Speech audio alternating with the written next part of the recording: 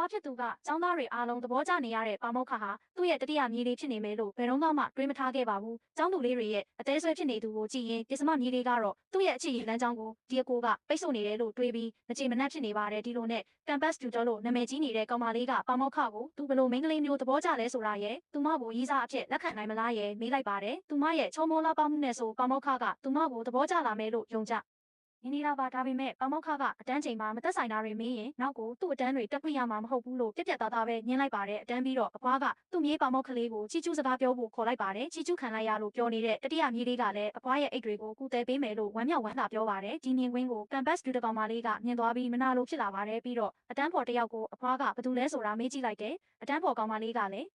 online မှာဖတ်ထားတာတွေအရအဖွားကအရေးချင်းရောအလှပပါပြည့်စုံတဲ့သူဖြစ်ပြီး campus tutor အသစ်ဖြစ်လာတယ်လို့ရှင်းပြပါတယ်ဒါကိုကြတော့အရင် campus tutor ကဒေါသထွက်ပြီးထွက်သွားပါတယ်။ပြန်နေငယ်ကြတော့ campus tutor တဲ့ရွေးချယ်ပွဲရလဒ်တွေထွက်လာပြီးအဖွားကပဲပထမနေရာရသွားပါတယ်။အတန်းဖော်တွေကအဖွားနဲ့ထိုက်တန်တယ်လို့တွေးကြပေမဲ့ campus tutor ဟောင်းကတော့ဒေါသတကြီးနဲ့အဖွားအကြောင်းမဟုတ်မမှန်သတင်းတွေလိုက်လွှင့်ပါတော့တယ်။အဖွားကအဆက်အသွယ်နဲ့ကြောင်းတက်တာဖြစ်ပြီးစမတော်ဘူးဆိုပြီး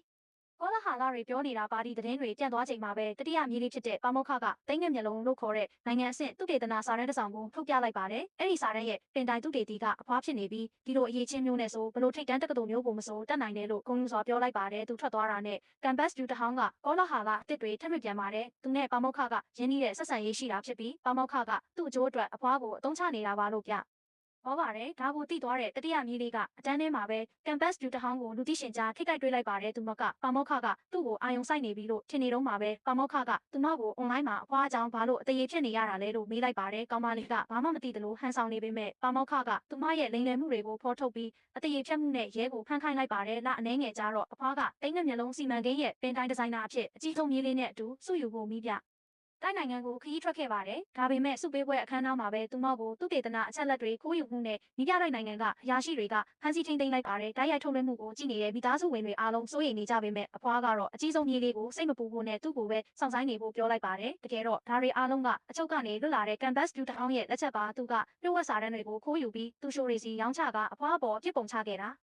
ဖြစ်ပါတယ်မိပြတိုက်နိုင်ငံကအရာရှိတွေကအဖွားကိုဖိအားပေးလို့ရမယ်လို့ထင်နေချိန်မှာပဲအဖွားကလူသိရှင်ကြားနိုင်ငံတကာကြားနာပွဲတစ်ခုလုပ်ပေးဖို့ရဲရဲဝံ့ဝံ့တောင်းဆိုလိုက်ပါတယ်။တိုက်ရိုက်ထုတ်လွှင့်နေတဲ့ကြားနာပွဲမှာအဖွားရဲ့ဉာဏ်ပညာနဲ့တည်ငြိမ်မှုကအားလုံးကိုအနိုင်ယူသွားပြီးတရားသူကြီးကသူမကိုအပြစ်မရှိကြောင်းချက်ချင်းကြေညာပေးခဲ့ရပါတယ်။သူမရဲ့ခရီးစုပ်ကစုယူဖို့တစ်ခုလည်းမဟုတ်ပါဘူး။အဲ့ဒီနိုင်ငံမှာဆုံးပါသွားခဲ့တဲ့သူမရဲ့ခင်မွန်းအယိုးကိုအိမ်ပြန်တည်လာဖို့လည်းဖြစ်ပါတယ်။တစ်ချိန်တည်းမှာပဲမြို့တစ်မြို့မှာရင်မောင်းတစ်ယောက်ကလူတစ်ယောက်ကိုကားနဲ့တိုက်မိသွားပါတယ်ထူးဆန်းတာကအဲ့ဒီလူကအဖွားရဲ့နာမည်ကိုအော်ခေါ်ပြီးသူဟာအဖွားရဲ့ခင်မွန်းဖြစ်တယ်လို့ပြောနေခဲ့တာပါပဲဇလန်းလေးကတော့ဒီနေရာမှာပဲခဏရက်သွားပါတယ်ရှင်